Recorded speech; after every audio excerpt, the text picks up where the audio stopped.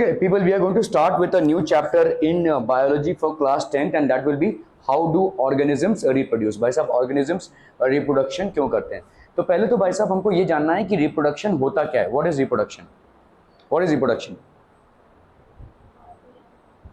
Giving birth to young ones of its own kind, that is called reproduction. ठीक है? तो giving birth to young ones of its own kind is called reproduction. And why is basically reproduction? Is reproduction an essential process? क्या ये सही process है? Should it happen? Should it not happen? What? Huh?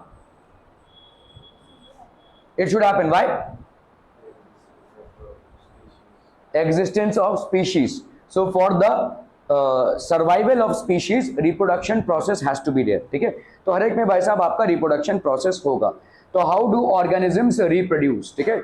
Before we discuss the mechanisms by which organisms reproduce, let us understand why do organisms reproduce. तो पहली बात तो हम देखेंगे कि reproduction होता क्या है. After all, reproduction is not necessary to maintain the life of an individual organism.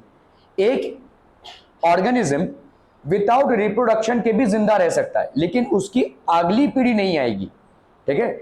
So reproduction is not necessary. जैसे आप बोलेंगे कि भाई साहब बिना खाए पिए आप जिंदा रह सकते हैं, नहीं.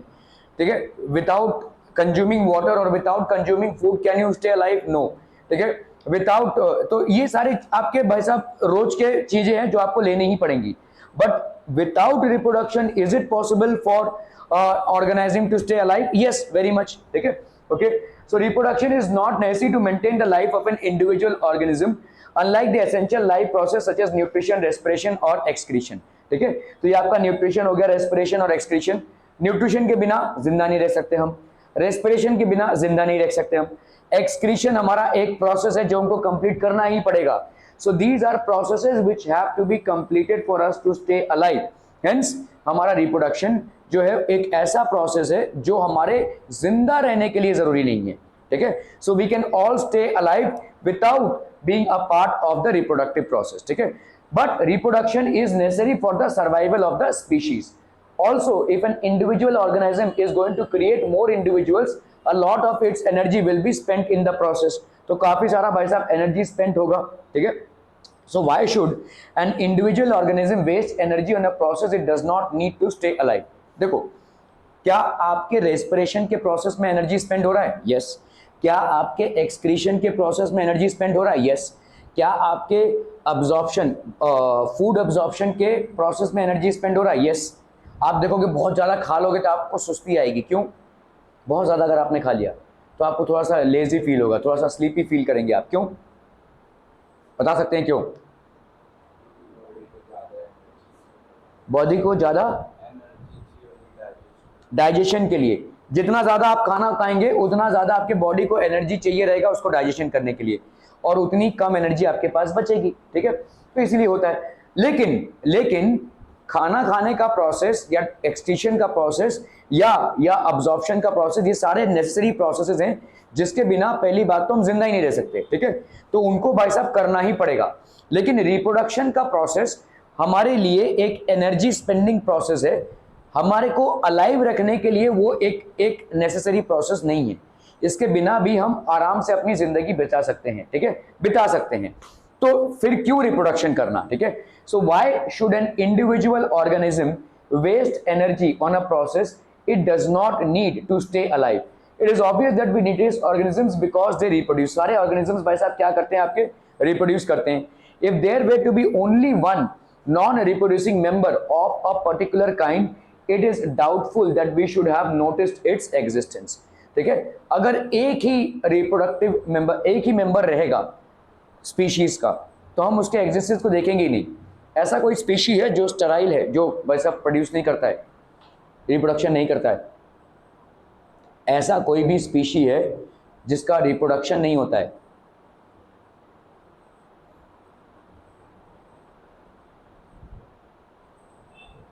पहाड़ों में गए हो कभी? खच्चर देखा है? खच्चर मतलब समझ में आता है? घोड़े की तरह देखने में होता है उसका बॉडी गधे की तरह, है ना? मतलब वो घोड़े की तरह दिखते हैं. पहाड़ों में ज़्यादा करके जो मतलब ओल्ड लोग होते हैं या जो लोग पहाड़ चढ़ नहीं पाते हैं, ठीक है, स्पेशली रिलीजियस प्लेसेस में, तो ये खच्चर के पीठ के ऊपर बैठकर वो चलते हैं, क्योंकि वहाँ पे कोई गाड़ियाँ नहीं चलती हैं, ट्रेन और बसेस उन रास्तों पे नहीं जाते हैं। ट्रैकिंग जिसको हम बोलते हैं, एक्चुअल ट्रैकिंग नहीं है ये, वहाँ पे रास्ते हैं लेकिन उतना लंबा कोई क्लाइंब नहीं कर पाता है, तो इसको हम बोलते हैं म्यूल्स। ठीक है, these are known as mules. ठीक है, अभी देखो ये म्यूल्स एक्चुअली में स्टराइल स्पीशीज हैं। स्टराइल स्पीशीज है मतलब ये रिप्रोडक्शन नहीं कर सकते। ठीक है, they are sterile, they will not be able to reproduce their own kind. So why do we need them and how have we produce them. ठीक है, देखो भाई साहब, हॉर्स पालने का खर्चा है, और हॉर्स भाई साहब बहुत मूडी जानवर है, उसको जब मूड करेगा तब चलेगा, वरना लात मार देगा। ठीक है, इसका मेंटेनेंस बहुत हाई है। ठीक है, डोंकी, इसका मेंटेनेंस नहीं है लेकिन ये बहुत लेजी है। ठीक है, इसको चलाना मुश्किल है। तो हॉर्स और डोंकी के सेक्सुअल इंटरकोर्स से जो पैदा होता है उसको हम बोलते हैं म्यूल। ठीक है, अभी जो लोग खच्चर पालते हैं उनका फायदा क्या है कि ये म्यूल ज़्यादा तेज नहीं है, लेकिन ठीक है डोंकी से तेज है, और ये दिखता हॉर्स की तरह है। ठीक है, लोगों को लगता है हॉर्स पे चल रहे हैं, लेकिन वो हॉर्स नहीं है, basically that is basically a mule. ठीक है, ये म्यूल जो है तो स्टराइल स्पीशीज है, तो जो लोग पालते हैं उनके लिए खर्चा बचता है और उनका काम भी निपट जाता है, क्योंकि उसका जो भी टूरिस्ट लोग होंगे जिनको भाई साहब वो ऊपर तक लेकर जाएंगे तो उनसे वो कमा भी लेंगे। ठीक है, तो इसीलिए ये स्टराइल स्पीशीज रिप्रोड्यूस की जाती हैं। ह्यूमंस ने इस स्पीशी को रिप्रोड्यूस करवाया है। ठीक है, हॉर्स और डोंकी के कॉम्बिनेशन से म्यूल प्रोड्यूस हुआ है, और इस म्यूल का खुद से रिप्रोडक्शन नहीं होता है। So it's a Sterlite species. Any other example of Sterlite species? Worker बीज। ठीक है, जो वर्कर बीज होते हैं मधुमक्खी के छत्ते में, जो काम करने वाले बीज होते हैं, they are also sterile species, ये भी आपके स्टराइल स्पीशीज होते हैं। ठीक है, सो अलग अलग स्पीशीज होते हैं, कुछ कुछ स्पीशीज ऐसे हैं जो स्टराइल हैं। It is the large number of organisms belonging to a single species that bring them to our notice. ठीक है, तो एक कोई स्पीशी किसी दुनिया के कोने में एग्जिस्ट कर रहा होगा, उसका साइज कुछ भी रहने दो, वो हम उसको नोटिस ही नहीं करेंगे, क्योंकि वो भाई साहब एक ही है, इकलौता है। ठीक है, लेकिन बहुत ज्यादा बड़ी तादाद में अगर कोई स्पीशी एग्जिस्ट कर रहा होगा तो obviously we will notice it. ठीक है, सो वो ऑब्वियसली नोटिस में आ जाएगा हमारे। ठीक है, बेलापुर को भाई साहब ये आपका फ्लैमिंगोस का लैंड बोला जाता है। ठीक है, okay, so how do we know that two different individual organisms belong to the same species? कैसे हमको पता चलता है? Usually we say this because they look similar to each other. ज्यादा करके हम इसको कैसे बता पाते हैं? Because they are looking similar to each other. तो ये दोनों मतलब दो organisms similar species को belong करते हैं, ये हम कब बोल पाएंगे? Because they look similar to each other in their body appearance, in their body shape, structure, etc. They look similar to each other. ठीक है, thus reproducing organisms create new individuals that look very much like themselves. बिल्ली का बच्चा बिल्ली, एक कुत्ते का बच्चा कुत्ता, इंसान का बच्चा इंसान, लिटरली। ठीक है, हो सकता है फितरत में कुछ और हो। ठीक है, do organisms create exact copies of themselves? क्या एग्जैक्ट कॉपी होगा? नहीं होगा। क्यों नहीं होगा? क्योंकि भाई साहब यहाँ पे मेल्स और फीमेल्स के गैमेट मिक्सअप हो रहे हैं, so they will not be exact copies. ठीक है, they will not be exact copies. Okay okay okay, तो वेरिएशन आएगा भाई साहब। ठीक है, किसी भी स्पीशी में वेरिएशन का कारण क्या है भाई साहब? What is the main reason for variation in a species? Come on people, quick quick, जल्दी बताने हैं। अरे आज ही बताने हैं, जल्दी से बताने हैं। अरे बोलो ना बोला, what is the main reason for variation in species people? जल्दी जल्दी, अरे जल्दी जल्दी। वेरिएशन, स्पीशीज में वेरिएशन का मेन कारण क्या है? हाँ, डीएनए नहीं, मेन कारण क्या है? हमने पढ़ा है भाई साहब, दो टाइप के रिप्रोडक्शन होते हैं आपके, एक होता है सेक्सुअल रिप्रोडक्शन और एक होता है असेक्सुअल रिप्रोडक्शन। ठीक है, तो भाई साहब यहाँ पे अगर हमको करना असेक्सुअल रिप्रोडक्शन, असेक्सुअल रिप्रोडक्शन में कोई वेरिएशन नहीं होता है। सेक्सुअल रिप्रोडक्शन में wherein there is a fusion of gametes, male और फीमेल गैमेट्स के जहां पे फ्यूजन होते हैं, वहां पे हमको भाई साहब आपके ये मिलते हैं। ठीक है, दिस आर बेसिकली वेरिएशन का स्कोप मिलता है। Okay, the process of reproduction, जिसको हम डीएनए कॉपिंग भी बोलेंगे। In the last module we arrive at a thought whether do organisms create exact copies of themselves? क्या ऑर्गेनिजम्स एग्जैक्ट कॉपीज क्रिएट करते हैं? ठीक है, एक दूसरे के एग्जैक्ट कॉपीज क्रिएट करते हैं। Let us find out an answer to this module. Reproduction, what is reproduction? Organisms create new individuals which look very much like themselves. ठीक है, तो हमेशा ऑर्गेनिजम्स क्या क्रिएट करते हैं, new individuals which look very much like themselves, ठीक है, they always create very much like that, organisms look similar, body designs are similar, इनके बॉडी डिजाइन सिमिलर होते हैं, they look very similar, blueprints have to be similar. तो example इंसान मतलब blueprints कैसा होता है, एकदम सिमिलर लुकिंग होता है, ठीक है, this is exactly the similar. Reproduction making copies of the blueprint, तो आपका रिप्रोडक्शन क्या है भाई साहब, ये ब्लूप्रिंट है, ब्लूप्रिंट मतलब समझते हो क्या, मतलब जेरोक्स कॉपीज बेसिकली जिसकी होती है, ठीक है, तो डीएनए के भाई साहब कॉपीज हैं और इनसे ये बने हुए हैं, ठीक है, तो डीएनए से भाई साहब ये मैन्युफैक्चरिंग हो रही है। रिप्रोडक्शन सेल, तो आपके मेल और फीमेल गैमेट्स का फ्यूजन होता है और ये बनता है आपका रिप्रोड्यूसिंग सेल, मेल और फीमेल गैमेट्स का फ्यूजन हुआ, this is basically the nucleus, this is the chromosome, ठीक है। सो केमिकल रिएक्शंस होंगे, there will be chemical reactions and because of these chemical reactions there will be DNA copies that will be form, ठीक है, ये आपका एक DNA copy form होगा। देखो ये भाई साहब क्या है, क्रोमोसोम, ये क्रोमोसोम को जैसे दो ऐसे हैं, इसको निकालते रहो, ये लंबा सा एक भाई साहब थ्रेड निकलेगा, ठीक है, सो ये आपका हो गया डीएनए, ठीक है। तो male and female gametes basically produce the reproducing cell, ये रिप्रोड्यूसिंग सेल का बनता है न्यूक्लियस, इस न्यूक्लियस में होते हैं क्रोमोसोम्स, इस क्रोमोसोम्स के भाई साहब बनते हैं डीएनए कॉपीज, ठीक है, ये आपके बन जाएंगे भाई साहब डीएनए कॉपीज, तो ये आपके डीएनए हो गए, केमिकल रिएक्शंस या डीएनए कॉपीज या वेरिएशंस, ठीक है, सो ये आपके आइडेंटिकल हैं, ठीक है, these are similar, okay, these are identical and these are similar. तो अगर किसी एक स्पीशीज से आपके डीएनए आ रहे होंगे तो वो आइडेंटिकल होंगे या सिमिलर होंगे, अगर दो अलग अलग लोगों से डीएनए आ रहे होंगे तो दे विल बी डिफरेंट, ठीक है, दे विल बी डिफरेंट।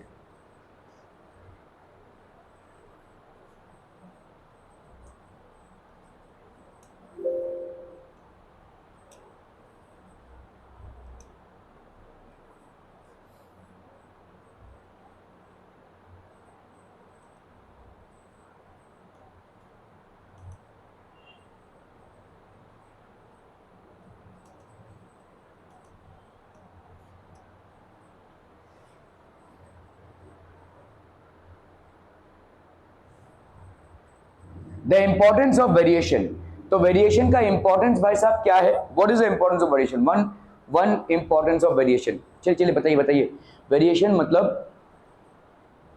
मतलब डिफरेंस इन हेरिडिटरी कैरेक्टरिस्टिक्स, ठीक है, आप पूरी तरह से अपने पापा की तरह भी नहीं है और आप पूरी तरह से अपने मम्मी की तरह भी नहीं है, ठीक है, so you are a mixture of both, so is there a positive thing about this variation, there is a positive thing, because variation होगा तो स्पीशीज के सर्वाइवल के चांसेस बढ़ जाते हैं।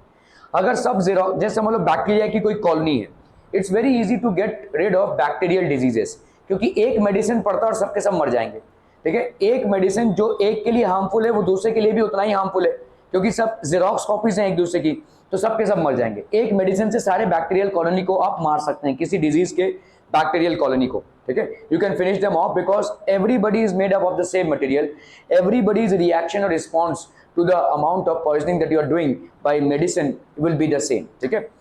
आप अगर देखोगे कोरोना के टाइम पे many people lost their lives and many people survive, मुझे 2 बार कोरोना हो गया है, ठीक है, but I survive, but many people way not even able to face it even once, ठीक है।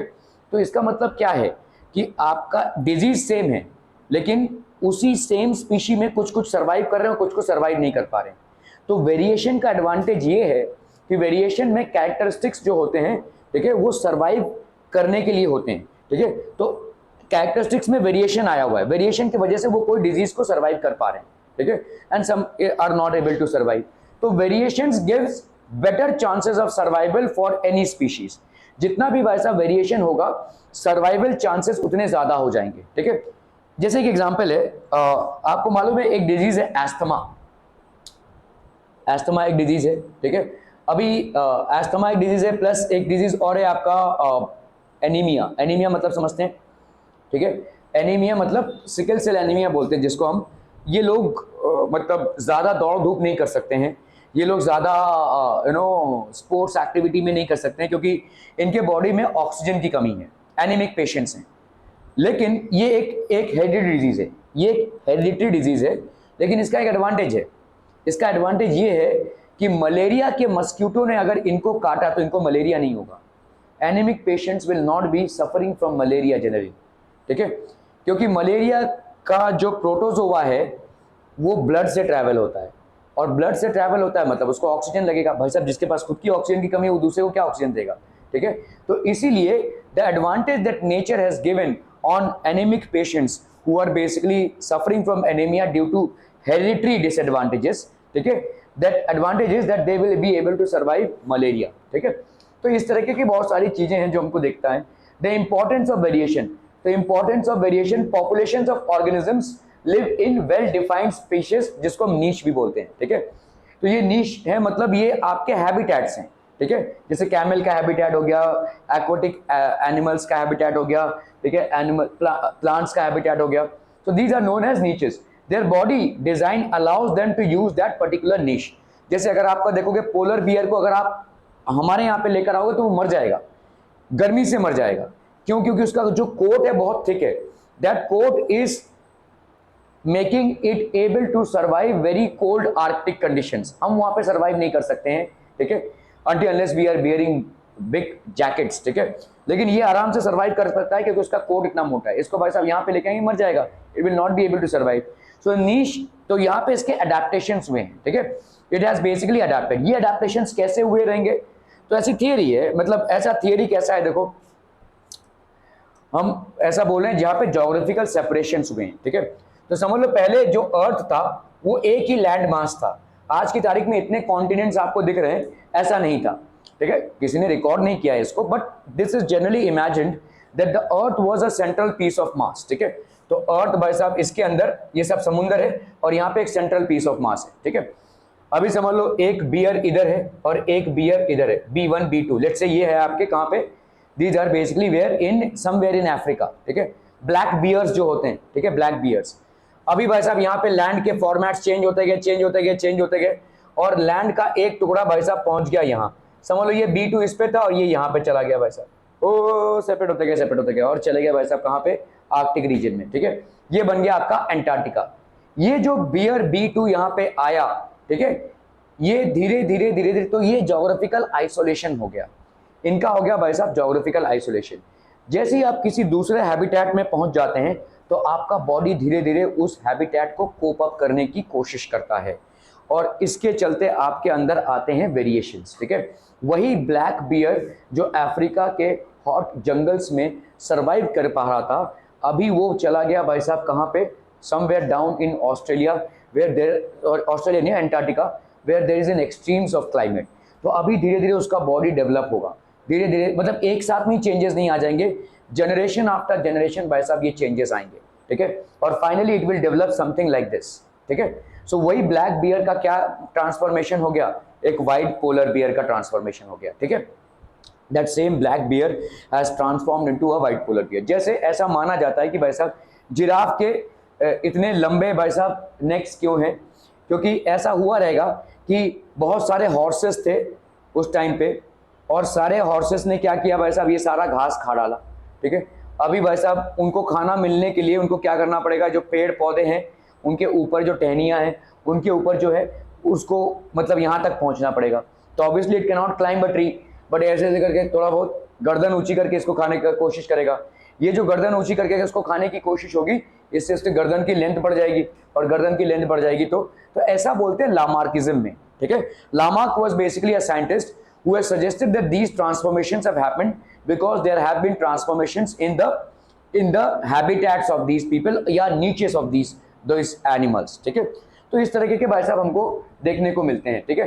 These are assumptions, हमारे सब assumptions हैं ये, ठीक है।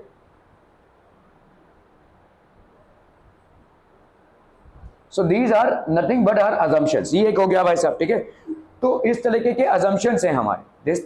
जैसे अफ्रीका में एक ट्राइब है जहां पे माना जाता है कि लड़कियों की गर्दन अगर ऊंची हो तो बहुत सुंदर है, ठीक है। तो वो लोग क्या करते हैं, जैसे लड़की 1 साल की हुई तो एक बड़ा सा मोटा सा वो पहना देते हैं उसको, क्या मतलब चूड़ी टाइप का पहना देते हैं। 2 साल की हुई तो 2 चूड़ी। ऐसा करते करते क्या होता है उसकी, मतलब जब तक वो 20 साल की होती है भाई साहब इतनी लंबी गर्दन हो जाती है उसकी, क्योंकि वो ऐसे नहीं करवा रही ना भाई साहब, ऐसे ऐसे करते करते जैसे, तो ये ऐसा ही हो जाता है। जैसे चाइना में माना जाता था कि जिन लड़कियों के पैर छोटे होते हैं वो सुंदर है, ऐसा उनका मिथ है, ठीक है। तो इसके लिए उनको ऐसे टाइट जूते पहनाए जाते थे, घर में भी जब वो हैं तो जूते पहनाए जाएंगे और टाइट जूते हैं, जिससे उनके पैर का डेवलपमेंट ही नहीं होगा, ठीक है। जब सोते हैं तब भी जूता पहन के सोते थे ऐसा, ठीक है। सो इसके पैर का डेवलपमेंट ही नहीं होगा। तो ये सारे तमाम चीजें हैं जिससे वेरिएशंस आ रहे हैं, ठीक है, वेरिएशंस आ रहे हैं। The polar bear is well adapted to its Arctic environment as their white fur helps them blend with the snow. पहली बात तो ये स्नो के साथ ब्लेंड हो जाते हैं, तो अपने प्रे पे अटैक करने के लिए ये इनको एक केमोफ्लेग मिल जाता है। केमोफ्लेग मतलब समझते हैं ना, अपने एनवायरमेंट के साथ सेम हो जाना, ठीक है। Fur helps them blend with the snow and ice and has a layer of fat under the skin which helps it stay warm. Extreme temperatures है, बहुत कोल्ड टेम्परेचर्स हैं, ठीक है।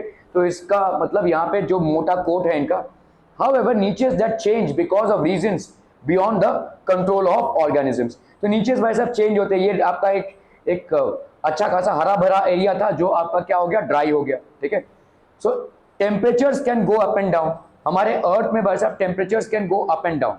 ऐसा माना जाता है कि जैसे देखो यूरोपियन कंट्रीज क्या हैं, यूरोपियन कंट्रीज में स्नोफॉल होता है, इंडिया में स्नोफॉल होता है नहीं, शायद हिमालयन एरियाज में थोड़ा सा होगा, लेकिन प्राइमरली हमारे most of the plain areas में स्नोफॉल नहीं होता है। लेकिन हो सकता है आज से 50 साल बाद हो, और ये कोई एनवायरमेंटल रीजन नहीं है। ये इसका रीजन बता सकते हैं क्या? एनवायरमेंटल रीजन नहीं है। What could be the reason that there might be changes, climatic changes हो जाए, ऐसा क्या रीजन हो सकता है? देखो ये सन है और अर्थ ऐसे घूम रहा है इसके, है ना, क्या ऐसा ही है? क्या ऐसा ही है कि अर्थ भाई साहब सन के आजू बाजू घूम रहा है? मोशन क्या ऐसा ही है, सन फिक्स्ड है और अर्थ घूम रहा है? नहीं, सन बेसिकली इज ऑल्सो मूविंग। तो ये ऐसा है, देखो मोशन, स्पाइरल मोशन है, this is a spiral motion, ठीक है। मतलब घूम तो रहा है वो, लेकिन स्पाइरल मोशन में घूम रहा है ऐसे, ठीक है।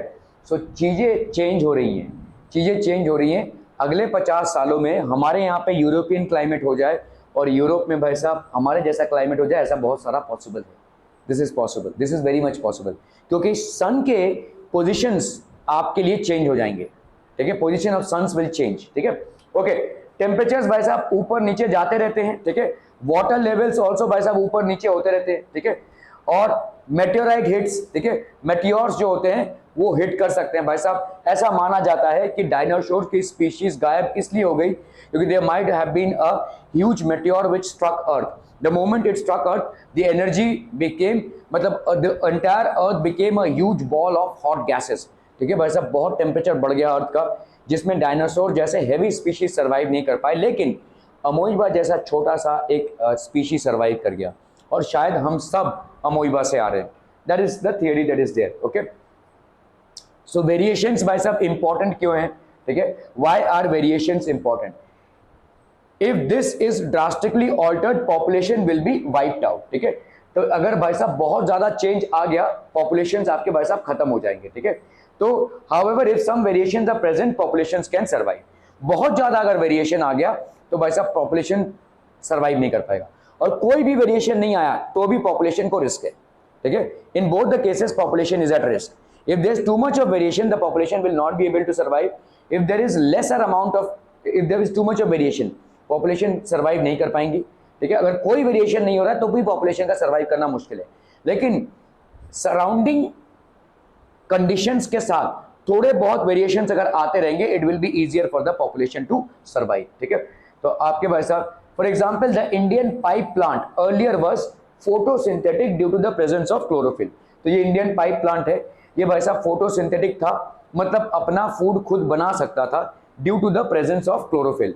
During the course of evolution it lost its chlorophyll and became saprophytic. तो ये धीरे धीरे एवोल्यूशन में क्या हो गया, ये अभी सैप्रोफाइटिक बन गया, अभी इसके पास क्लोरोफिल नहीं है, ठीक है। तो ये क्लोरोफिल अभी लूज कर चुका है और ये अभी सैप्रोफाइटिक हो गया। What is saprophytic? Feeding on dead organisms, ठीक है, डेड मटेरियल, ठीक है, and became this variation in the plant mode of nutrition has helped it to survive till date. तो अभी तक ये भाई साहब सर्वाइव कर रहा है, ठीक है। Example, if there were a population of bacteria living in temperate water, तो ये बैक्टीरिया का पॉपुलेशन है जो कहां पे रह रहा है, temperate water, and if the water temperature was increased by global warming most of them would die, ठीक है। तो अगर वाटर टेम्परेचर भाई साहब बढ़ गया ग्लोबल वार्मिंग की वजह से, तो most of the bacteria will die, ठीक है। But few variants resistant to heat would survive and grow further. लेकिन अगर बैक्टीरिया में ही वेरिएशन रहा, तो अगर कुछ ऐसे वेरिएंट्स रहे which are basically resistance to heat, they will be able to survive. Clear है, समझ में आ रही है? तो variation is very important for the survival of species. ठीक है, variation is thus useful for the survival of species over time. ठीक है,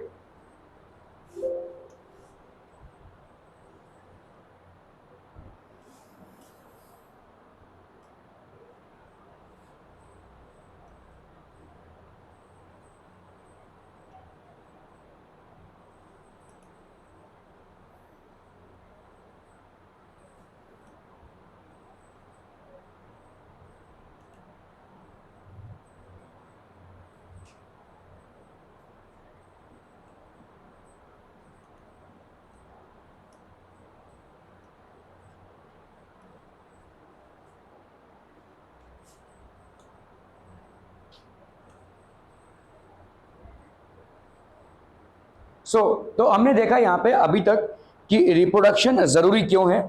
why is reproduction a necessary part. ठीक है, why is reproduction basically a required part. ठीक है, और दूसरा क्या देखा भाई साहब, रिप्रोडक्शन से हमको फायदा क्या है। ठीक है, तो रिप्रोडक्शन एक नेसेसरी पार्ट इसलिए नहीं है क्योंकि बिना रिप्रोडक्शन के कोई लिविंग ऑर्गेनिज्म सर्वाइव नहीं कर सकता है।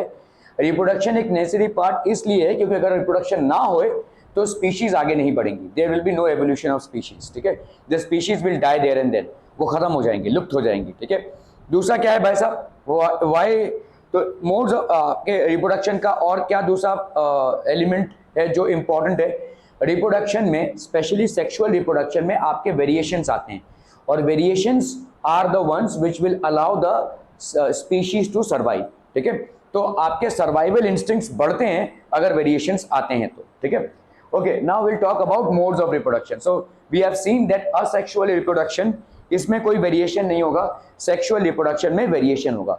असेक्सुअल रिप्रोडक्शन मतलब बडिंग हो गया, ठीक है, फ्रैगमेंटेशन हो गया, ये सारे आपके जितने भी हो जाएंगे, these will be asexual reproduction. Sexual reproduction is basically involving both the parents. ठीक है, so it's fusion of gametes, mail and female gametes, which you हम की सेक्सुअल रिप्रोडक्शन। तो in asexual reproduction only one parent is involved. Simple and small organisms, जितने भी आपके micro organisms होते हैं, they will undergo asexual reproduction. ठीक है, sexual reproduction two parents involve, humans, dogs, elephants, birds, plants. यहाँ पे भाई साहब दो पेरेंट्स का इन्वॉल्वमेंट होता है। हाँ एक मिनट,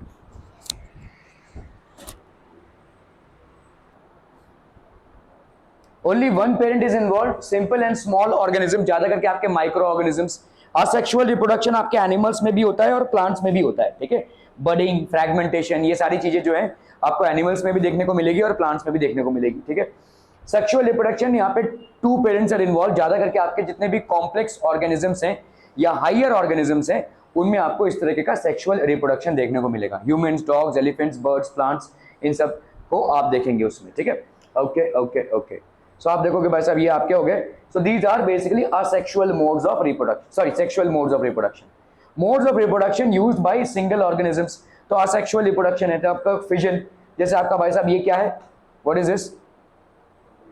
अमोइबा नहीं है, ना ना ना ना ना, हाँ नहीं नहीं, हाँ नहीं, प्लेनेरिया नहीं है। प्लेनेरिया ऐसा होता है, देखो प्लेनेरिया ऐसा होता है, प्लेनेरिया होता है ऐसा टेव, ऐसा प्लेनेरिया, ये प्लेनेरिया होता है, ऐसे दो उसकी आंखें दिखेंगी। एक्चुअली प्लेनेरिया की आंखें नहीं है, हाँ, these are not eyes, these are photoreceptors. ठीक है, तो मतलब अगर हम आईज का देखो, हर चीज का ना, ऑर्गन का ना एक एवोल्यूशनरी एस्पेक्ट होता है, कहाँ से ही आया है। ठीक है, तो हम जनरली एवोल्यूशन में जब स्टडी करते हैं तो ये जो प्लेनेरिया के फोटो रिसेप्टर्स हैं, these are the evolutionary mode of eye, यहाँ से आईज डेवलप हुई हैं। ठीक है, यहाँ से आईज डेवलप हुई हैं, ये देख नहीं सकते लेकिन ये लाइट को सेंस कर सकते हैं, they can only sense light. ठीक है, ओके, दिस इज व्हाट। अमोइबा का भाई कौन है भाई साहब, पैरामोशियम। पैरामोशियम के ऐसे तरह से आपके फ्लैजिलाज होते हैं। ठीक है, ऐसा होता है ना, देखो पैरामोशियम इस तरीके का होता है भाई साहब, ये सारे फ्लैजिलाज होते हैं उसके स्विमिंग के लिए। ठीक है, this is what a paramecium will look like, ये आपका पैरामोशियम है। ठीक है, तो इसमें क्या होता है, देखो फिजन हो गया, फिजन हो गया मतलब एक का ही दो बन गया, जेरोक्स कॉपीज बन गई।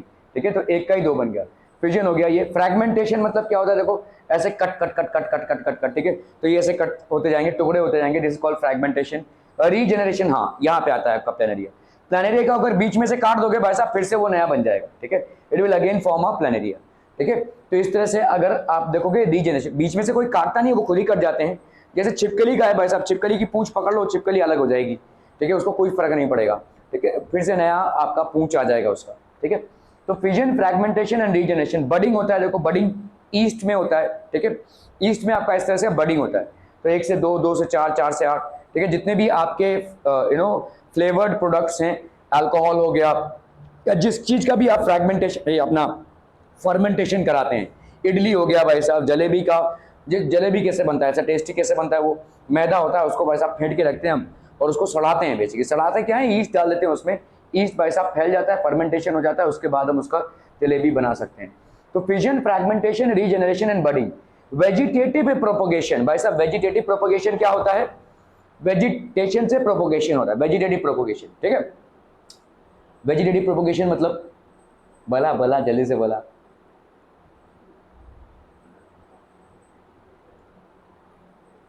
इसे पढ़ चुके हो ए 7th 8th में, भक्त ओके। आलू, आलू लाते हो भाई साहब, आलू, आलू कहां से आता है, सीड से बनता है, किससे बनता है, हाँ आलू से ही बनता है, कहां से बनता है, आलू, आलू, आलू से आलू कैसे बनेगा, वो छोटा छोटा व्हाइट जो आंख जिसको बोलते हैं, ठीक है, that these are basically birds. तो आप आलू से, वो एक आलू में आपको बहुत सारे मिल जाएंगे, तो कट कट करके आप लगा दो, सब में आलू आ जाएंगे, ठीक है, इनको कट करके लगा दोगे तो ये हो गया आपका वेजिटेटिव प्रोपोगेशन। दूसरा क्या है, एनीथिंग एल्स, एक केले का पेड़ लगा दो कहीं पे, सब बन जाएगा, बांस का पेड़ लगा दो कहीं पे, पूरा बगीचा भर जाएगा भाई साहब भाई का। अगर आपने हल्दी का पेड़ कहीं पे लगा दिया, पूरा बगीचा भर जाएगा। ये आपके वेजिटेटिव रिप्रोडक्शन हो रहे हैं, ठीक है, एक से ही भाई साहब बनते जाएंगे ये, ठीक है। तो this is called vegetative propagation. Spore formation, spore formation कहां पे दिखता है, बोला हो, हाँ ब्रेड, ब्रेड में नहीं दिखता है, ब्रेड में जो फंगस लगता है उसमें दिखता है, ठीक है। तो ब्रेड मॉल्ड्स होते हैं ये, ब्रेड मॉल्ड्स, इसमें भाई साहब ऐसे स्पोर फॉर्मेशन होते हैं। एक ब्रेड को आप रख दो भाई साहब, ताजा ब्रेड को अगर रख दोगे 2-3 दिनों तक तो कड़क हो जाएगा भाई साहब, कड़क पाव नहीं है ये भाई साहब, एक फंगस वाला पाव हो जाएगा, उसका वैसा स्टेल हो जाएगा, ठीक है, स्पोर फॉर्मेशन हो जाएगा। तो फिजन भाई साहब क्या है, वी हैव ऑलरेडी स्टडीड, ये फिजन है भाई साहब, बाइनरी फिजन, 1 से 2 बनना, ठीक है, binary fission. The living cell divides into 2 equal और नियरली इक्वल पार्ट्स। तो एक लिविंग सेल का डिवीजन हो गया, seen in most of the prokaryotes like bacteria. What are prokaryotes,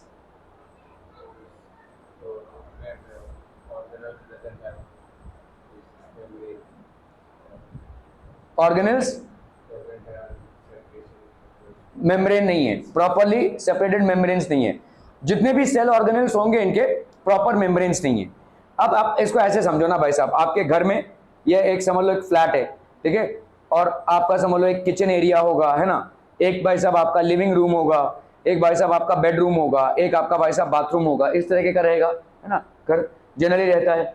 तो सब में सेपरेट चीजें हो रही हैं, ठीक है। आप बाथरूम में जाकर भाई साहब शौच करते हैं, नहाते धोते हैं, ठीक है, आप किचन में भाई साहब खाना पकाते हैं, आप बेडरूम में सोते हैं, तो ये सारी चीजें अलग अलग फंक्शंस अलग अलग रूम्स में होती हैं, ठीक है।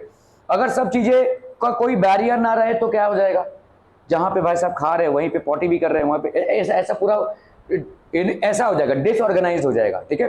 तो प्रोकैरियोट्स भी कुछ ऐसे ही हैं, इनके सेल मेम्ब्रेन्स का कोई ऑर्गेन्स नहीं है, मतलब जो आपके सेल ऑर्गेनेल्स हैं, यहाँ पे देखो जैसे हमारा एक ऑर्गेनाइज सेल को हम देखेंगे तो यहाँ पे माइटोकॉन्ड्रिया दिखेगा आपको, यहाँ पे न्यूक्लियस दिखेगा, यहाँ पे गोल्गी बॉडीज दिखेंगे। So every place will have its own membrane, लेकिन यहाँ पे कोई मेम्ब्रेन नहीं है, सारे चीजें जो है तो चितर बितर हैं। सेल में सारे चीजें जो है तो चितर बितर है, cell organelles are all basically चितर बितर इन अ सेल, ठीक है, क्लियर समझ में आ रहा है ये। तो इसको हम बोलेंगे prokaryotes. Generally lower level of organisms जो आपके यूनिसेल्युलर ऑर्गेनिजम्स होते हैं वो इस टाइप के होते हैं, ठीक है।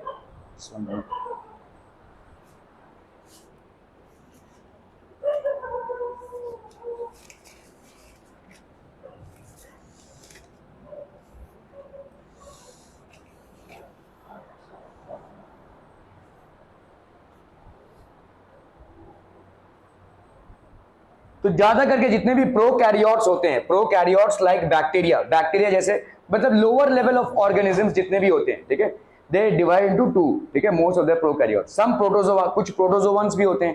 प्रोटोजोवंस क्या होते हैं भाई साहब, they feed on other organisms, ठीक है। प्रोटोजोअन्स भी होते हैं, okay. For example amoeba, in amoeba binary fission occurs through any plane, कैसा भी हो जाएगा भाई, मतलब इसका कोई बॉडी का कोई शेप है नहीं, तो ये कहीं से भी वैसा डिवाइड होगा और बाइनरी फिजन होकर दो अमोइबा बन जाएंगे। तो यहाँ पे सिंगल पेरेंट का इन्वॉल्वमेंट है, इसीलिए हम इसको क्या बोलेंगे, asexual mode of reproduction.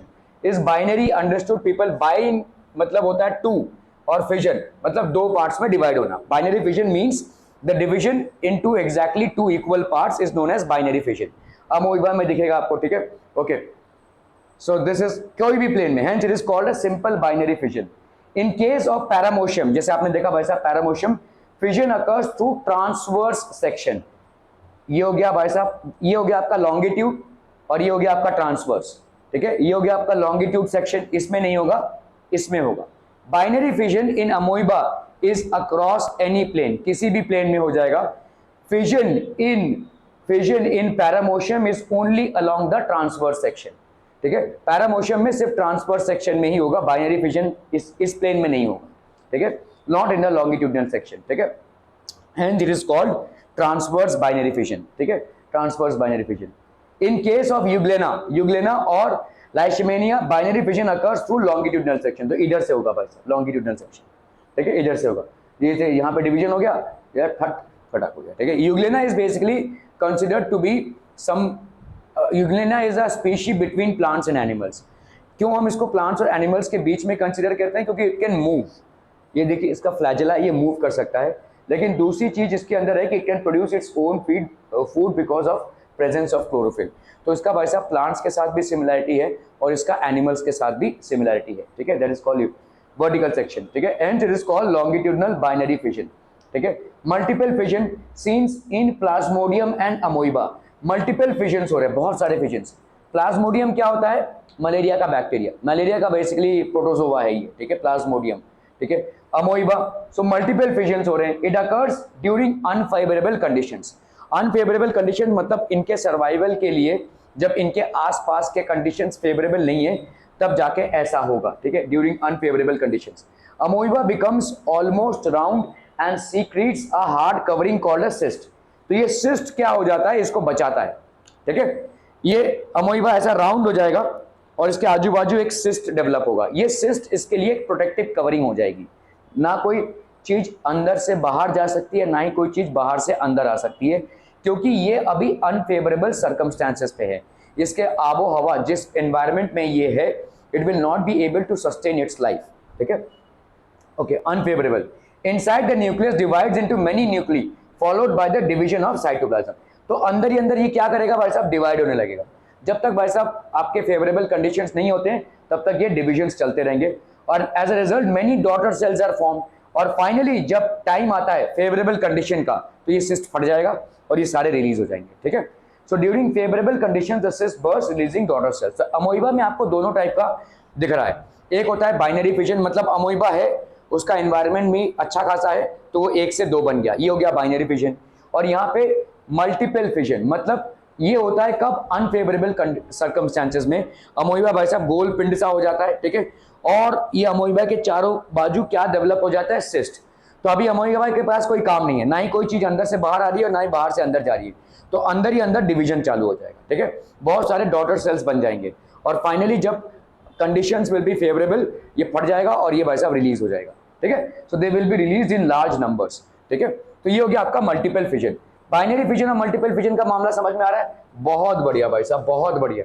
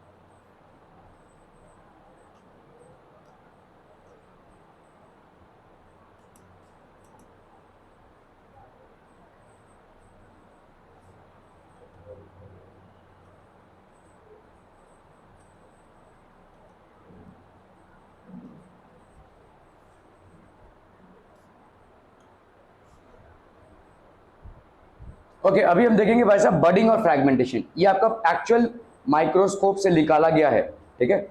East को हमने डाला हुआ है, ठीक है, किसी चीज में जिसका हम क्या कराना चाहते हैं, फर्मेंटेशन। तो ईस्ट देखिए ऐसे डिवाइड होगा, this is basically seen in east, ठीक है। तो इसको हम क्या बोलते हैं, बडिंग। एक बड सा निकलेगा और फिर वही बड बेसिकली एक नए ऑर्गेनिज्म में डेवलप हो जाएगा, ठीक है। It will basically develop into a new organism. A small outgrowth is formed in the parental cell. एक छोटा सा ऐसा आउटग्रोथ फॉर्म होगा। The nucleus of the parental cell now divides, ठीक है, क्योंकि किसी भी सेल का without nucleus survival almost next to impossible है। The nucleus is basically considered to be the brain of the cell, ठीक है। तो जैसे ये बड फॉर्म होना चालू होगा, साथ ही साथ न्यूक्लियस का भी डिवीजन चालू हो जाएगा, ठीक है। So the nucleus of the parent cell starts dividing, ठीक है, divides and one daughter nucleus migrates into the bud. तो यहाँ पे भाई साहब एक डॉटर न्यूक्लियस भाई साहब बड में आ गया और फाइनली, ठीक है, डिटैच हो जाएगा, ये नया आपका बन जाएगा ईस्ट, ठीक है। The bud increases in size, the bud separates and grows further, ठीक है। तो ये भाई साहब पेरेंट, एक सिंगल पेरेंट से इवॉल्व हो रहा है। फ्रैगमेंटेशन मतलब द एक्ट और process of breaking into fragments, ठीक है। ये भी आपका माइक्रोस्कोप का पिक्चर है। तो यहाँ पे आपका ये एक्ट है प्रेस, टुकड़ों में बढ़ जाना। हर एक सेल, मतलब ये पूरा लंबा सा सेल है और ये टुकड़ों में बढ़ रहा है, ठीक है। हर एक cell is capable to survive on its own, each fragment is basically capable to survive on its own. तो ऐसे टुकड़ों में बढ़ जाना, ठीक है। Seen in multicellular organisms with simple body organisation, ठीक है। फॉर एग्जांपल स्पाइरोगायरा, यूलोथ्रिक्स, इन सब में हमको फ्रैगमेंटेशन से रिप्रोडक्शन दिखता है। Again this is an asexual mode of reproduction because there is an involvement of only a single parent, ठीक है, एक सिंगल पेरेंट का ही इन्वॉल्वमेंट है। On maturation the fragment breaks up into smaller pieces. तो यही फ्रैगमेंट जो है तो मैचुरेशन में अलग अलग स्मॉलर पीसेस में बढ़ जाएगा, ठीक है। क्लियरम पीपलम, these pieces of fragments grow into new individuals. तो ये भाई साहब नए इंडिविजुअल्स में ग्रो हो जाएंगे, ठीक है। They will basically grow into new individuals, ठीक है। क्या छोटे छोटे स्लाइड थे।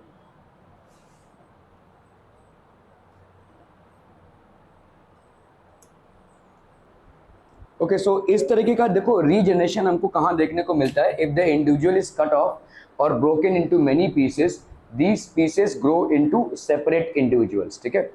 Many fully differentiated organisms have the ability to give rise to new organisms from their body parts. तो इसको जब हमने काट दिया तो अपनी बॉडी पार्ट से ये अलग अलग ऑर्गेनिजम्स फॉर्म कर रहे हैं। Let us find out how does this happen. Regeneration, ये आपके हो गए specialised cells proliferate to grow or produce by multiplication और सेल डिविजन। तो ये मतलब कंटिन्यूसली क्या हो रहा है, proliferate हो रहे हैं, मतलब आपके अलग अलग सेल्स क्रिएट हो रहे हैं, ठीक है। एक ही सेल के अलग अलग सेल्स क्रिएट हो रहे हैं, ठीक है। स्पेशलाइज्ड सेल्स, तो these are basically specialised cells, ठीक है। These are specialized cells which proliferate to grow or produce by multiplication और cell division। Large number of cells हो जाएंगे ऐसे, ठीक है। और फाइनली क्या हो जाएगा भाई साहब, cells types and tissues change. तो सेल टाइप और टिश्यूज भाई साहब आपके हो जाएंगे चेंज, ठीक है। तो दे विल चेंज। तो आपका देखो इस तरह से रीजनरेशन हो रहा है। अगर आपने प्लेनिया को अलग अलग पार्ट से काट दिया, किसी प्लेनिया को इसका हेड काट दिया, ये काट दिया, ये काट दिया, ये सब के सब भाई साहब नए ऑर्गेनिज्म में डेवलप हो जाएंगे। दे will basically develop into new organism, ठीक है।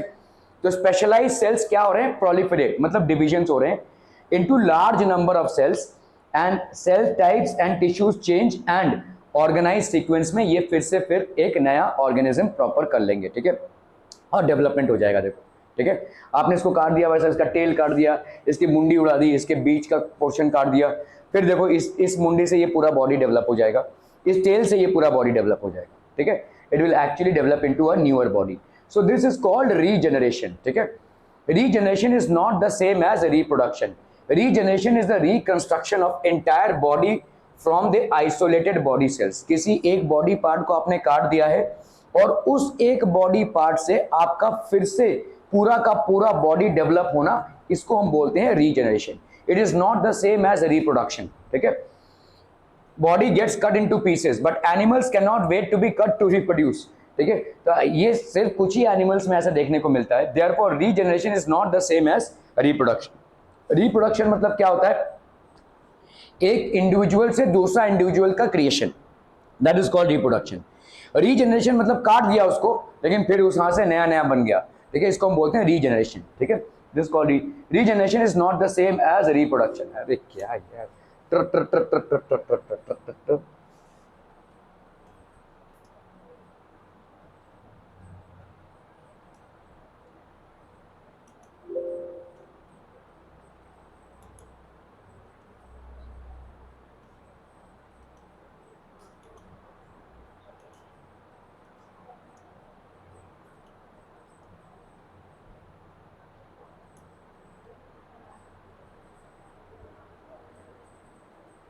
बडिंग क्या होता है देखो, तो एक बर्ड निकलेगा, उस बर्ड का डेवलपमेंट होगा, वो बर्ड कट ऑफ हो जाएगा, दैट इज कॉल्ड बडिंग। ठीक है, तो सीन इन हाइड्रा, हाइड्रा में आपको देखने को मिलता है ये भी अगेन एक असेक्सुअल मोड ऑफ रिप्रोडक्शन है। This is again an asexual mode of seen in Hydra. Regenerative cells होते हैं यहाँ पे भाई साहब, ठीक है, these are regenerative cells due to repeated cell division at one specific site. तो ये भाई साहब आपके रिपीटेड सेल डिवीजन होंगे, तो ये भाई साहब टुक से निकल जाएगा। ठीक है, यहाँ पे क्या होगा, पहले एक बर्ड क्रिएट होगा, छोटा सा बर्ड क्रिएट हुआ, ये डेवलप हुआ और फाइनली ये बडिंग हो गया। So due to repeated cell division at one specific site, एक स्पेसिफिक साइट में रिपीटेड सेल डिवीजन हो रहा है जिसकी वजह से बडिंग प्रोड्यूस हो रहा है। ठीक है, सो आउटग्रोथ और ये हो गया bird. These birds develop into tiny individuals.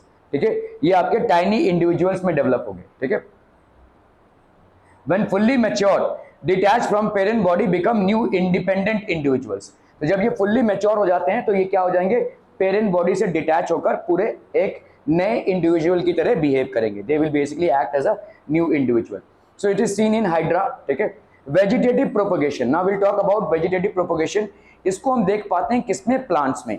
So let's say bamboo हो गया, हल्दी के प्लांट्स हो गए, टर्मरिक हो गया, या आपके आलू हो गए, ये सारे आपके किसी रूट से या किसी स्टेम से जनरेट हो रहे हैं। ठीक है, सो शुगर केन हो गया, vegetative organs, roots, stems and leaves. कहीं पे रूट से होता है, कहीं पे लीव से होता है। जैसे बोगनविला में भाई साहब आपका लीव से होता है। बोगनविला का लीव देखा है आपने? क्या बात कर रहे हो भाई साहब?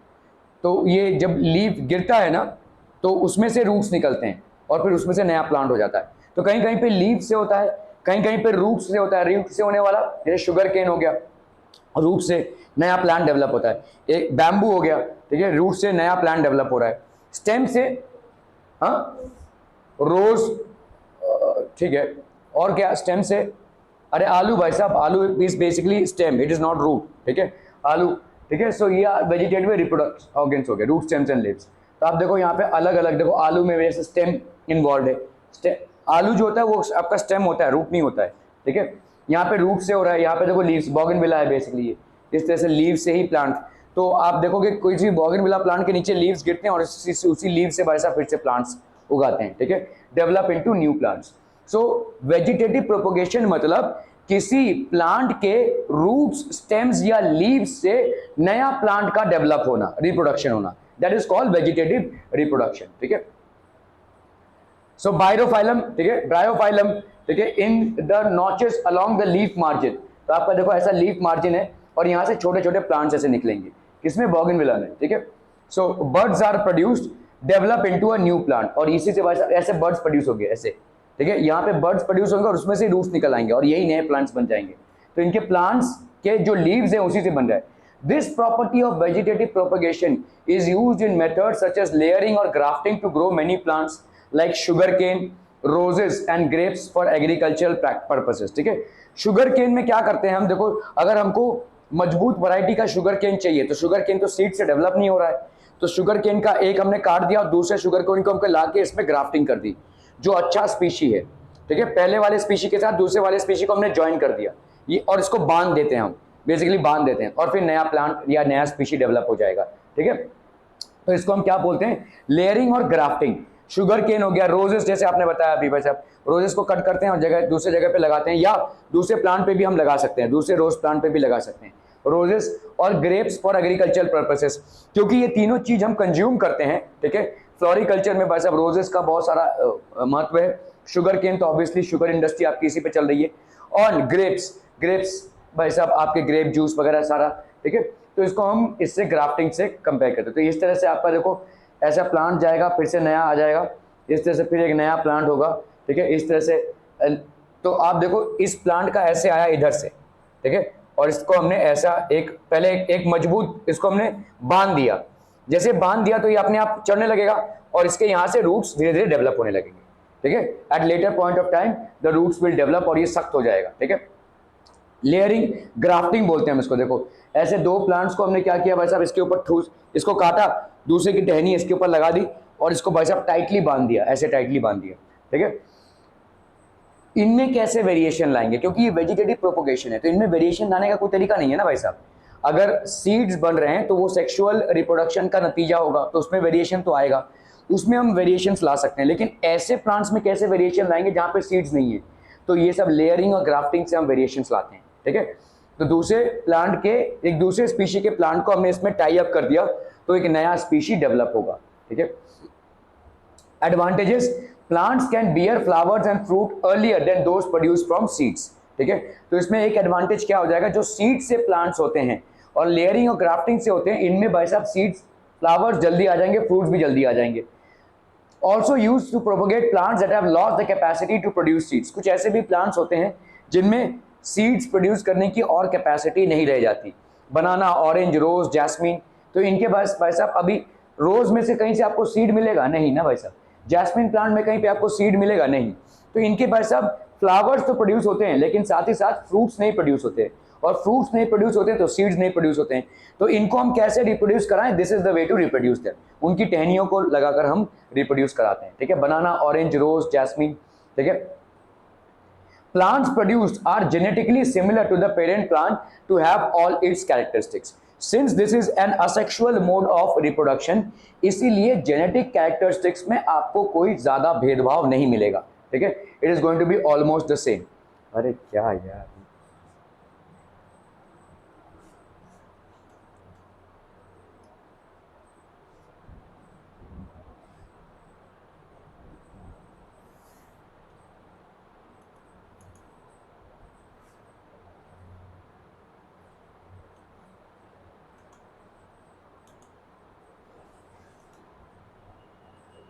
थर्ड वाला चला था ना,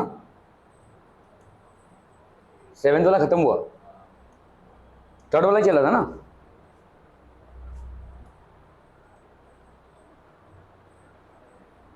स्पोर फॉर्मेशन, अभी देखो यहाँ पे we are now studying asexual mode of reproduction.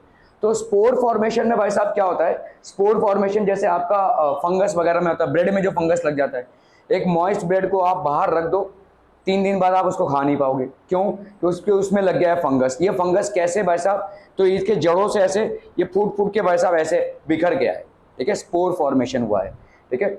So that is how the spore formation happens. तो यहाँ पे देखो ये ब्रेड है, यहाँ पे ऐसे फंगस लगा हुआ है, ये आप देख नहीं पा रहे हैं but this is how the fungus would seem to be, ठीक है। और इसमें से ये पूरा पूरा ऐसे फैल गया। एक ऐसा फंगस जो आप खाते हैं, mushroom, mushroom is one fungus that you basically consume, ठीक है, वो एक फंगस है, ओके। थ्रेड लाइक स्ट्रक्चर्स, ऐसा एक थ्रेड लाइक स्ट्रक्चर हो जाएगा, this will be thread like structures, hyphae हो जाते हैं ये। On the hyphae blobs are produce, blobs produce sporangia, ठीक है, और इसमें होते हैं भाई साहब आपके स्पोर्स, ठीक है।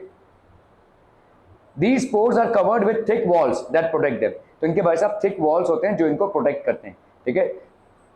तो these are thick walls, इनके स्पोर्स के भाई साहब बहुत ही थिक वॉल्स होते हैं, and these walls are to a tune of 10 micrometers. What do you mean by 10 micrometers, people? 10 micrometers. 10 micrometers means 10 into 10 raised to minus 6 meters, ठीक है। So that will be approximately 10 raised to minus 5 meter, ठीक है। Thick walls that protect them. Okay तो इस तरह से आपका भाई साहब स्पोरेंजियम होगा, जिसको हम क्या बोलेंगे, स्पोरेंजियोफोर, ठीक है। ये आपके स्पोरेंजियम, ये आपके ऐसे डेवलप हो जाएंगे, देखो आपको पता भी नहीं चलेगा, आपको दिखेगा नहीं, until unless you basically use a microscope. That bread which you had put in the table and lying there for approximately 2 to 3 days will become unconsumable. You will not be able to consume. Why? Because ऐसे भाई साहब holes बन गए उसमें, ठीक है, ये ऐसे उसमें फंगस डेवलप हुआ है, स्पोरेंजियम डेवलप हुआ है, और स्पोरेंजियम से पूरा पूरा ब्रेड जो है भाई साहब उसका न्यूट्रिशन इसने निचोड़ लिया। You will not be able to consume that bread anymore, ठीक है। And even if you do, you there is a high chance that you will fall ill, ठीक है। तो ऐसे भाई साहब आपके स्पोरेंजियम हो जाएंगे, ठीक है। Plant tissue culture, tissue culture basically क्या होता है, देखो प्लांट से हम टिश्यूज के लेयर्स डेवलप करते हैं और इससे भाई साहब पूरा पूरा टिश्यू कल्चर करके हम नर्सरीज बनाते हैं, और इसके चलते हमने बहुत सारे समस्याओं का निवारण किया है, इंक्लूडिंग द समस्या रिगार्डिंग फूड। ठीक है। इन सब टिश्यू कल्चर से हमने इन चीजों का निवारण किया है, ठीक है। So lot has happened due to tissue culture, ठीक है। Tissue culture, new plants grow by removing tissue और separating cells from the growing tip of a plant. तो नए प्लांट्स ग्रो होते हैं टिश्यू को रिमूव करने के बाद और separating cells from the growing tip of a plant. तो ग्रोइंग टिप से हमने भाई साहब ऐसे सेपरेट किया, ठीक है। ग्रोइंग टिप से हमने एक tissue, as it contains meristematic tissue. तो आपने देखा है प्लांट्स में अलग अलग टाइप के टिश्यूज होते हैं, ठीक है। तो ये जो मेरिस्टेमेटिक टिश्यू है ये ग्रोथ एरियाज में होता है, ठीक है। सो हमने यहाँ पे क्या किया, new plants grow by removing tissue और separating cells from the growing tip as it contains the meristematic tissue. तो इसमें कौन से टाइप का टिश्यू होता है आपका, मेरिस्टेमेटिक टिश्यू होता है, ठीक है। Cells are placed in artificial medium. आपने इसको भाई साहब रख दिया आर्टिफिशियल मीडियम में, मतलब कैसे मीडियम में, जहां पे इसका ग्रोथ होवे, ठीक है। कुछ केमिकल्स वगैरह डालकर आपने एक आर्टिफिशियल मीडियम क्रिएट किया है जहां पे मैक्सिमम ग्रोथ होवे, ठीक है। Divide rapidly small groups of cells called callus, ठीक है, as it contains meristematic tissue. तो फटाफट भाई साहब ये डिवीजन होगा, अनडिफरेंशिएटेड टिश्यू है कैलस, मतलब अनडिफरेंशिएटेड, इसमें कोई डिफरेंशिएशन नहीं है, ठीक है। Okay, the callus is transferred to another medium containing hormones for growth and differentiation। तो देखिए प्लांट में ज्यादा करके ग्रोथ आपके किसके लिए है, हॉर्मोन्स के लिए। हमारे अंदर जो ग्रोथ है वो हॉर्मोन्स रिलेटेड है, ठीक है, but there are other growth things, growth factors as well. लेकिन यहाँ पे प्लांट में पूरा पूरा केमिकल कोऑर्डिनेशन है, they do not have neural coordination. So obviously plant में जितना भी ग्रोथ होता है वो उनके हॉर्मोन्स की वजह से होता है। तो इस टिश्यू को उठाकर which is undifferentiated cell, callus जिसको हम बोलते हैं, इस कैलस को हम किस में ट्रांसफर करते हैं, हॉर्मोन्स में ट्रांसफर करते हैं, ताकि इनको पर्याप्त मात्रा में हॉर्मोन्स मिले। Auxins, gibberellins, these are all plant hormones, ठीक है, आप पढ़ चुके हैं इनको। तो आपको भाई साहब फिर इनको हम एक टेस्ट ट्यूब में रख देंगे, this is basically a test tube, ठीक है। ऐसे टेस्ट ट्यूब में रख देंगे भाई साहब। The plantlets are placed now in soil, grow into mature plants. तो इनको भाई साहब पर्याप्त मात्रा में पौष्टिकता मिली है, ठीक है, इसीलिए they will be able to grow into good and better plants, ठीक है। तो इनको भाई साहब इस तरह से हम they grow into mature plants, these plantlets basically grow into mature plants. Using tissue culture many plants can be grown from one parent in disease free conditions, ठीक है। तो बहुत सारे प्लांट्स को आप ग्रो कर सकते हैं एक पेरेंट से, ठीक है, मेनी, क्योंकि एक पेरेंट के ही मेरिस्टेमेटिक टिश्यू को काटा है आपने, उसको भाई साहब पहले क्या किया, फेवरेबल कंडीशन दिए जिससे बना वो कैलस। कैलस से आपने क्या बनाया भाई साहब, उसको डाला किसमें, हार्मोनिक सोल्यूशन में, जिससे उसका भाई साहब हो गया ग्रोथ, और फिर उसको फाइनली सॉइल में डाल दिया। तो एक ही प्लांट से आप बहुत सारे स्पीशीज बना सकते हैं। Using tissue culture many plants can be grown from one parent in disease free conditions. Disease free क्यों बोल रहे हैं हम, क्योंकि इसको हमने आर्टिफिशियल तरीके से कल्चर किया है, डिजीज फ्री हो गया है इसलिए, ठीक है। हमने उसको पर्याप्त मात्रा में सही टाइम पे हॉर्मोन्स दिए हैं, ठीक है, और पर्याप्त मात्रा में सही टाइम पे उसको कंडीशंस दिए हुए हैं, ठीक है, जिसकी वजह से वो डिजीज फ्री हो गया। Okay, this technique is commonly used in ornamental plants. ऐसे प्लांट्स जिनको हम खुशबुओं के लिए यूज करते हैं, ऑर्नामेंटल प्लांट्स, उनमें इस टेक्निक को हम अप्लाई करते हैं। ऑर्नामेंटल प्लांट्स मतलब जिन प्लांट्स को हम डेकोरेशन के लिए यूज करते हैं, खुशबू के लिए यूज करते हैं, ऐसे ऑर्नामेंटल प्लांट्स के लिए हम टिश्यू कल्चर करते हैं, ठीक है। This technique is commonly use for जितने भी आपके ऑर्नामेंटल प्लांट्स हैं, ठीक है, उनके लिए ये यूज होता है, ठीक है। ये याद रखेगा कोई भाई साहब, ये कितने पे खत्म हुआ, 7 पे, 8 पे खत्म हुआ।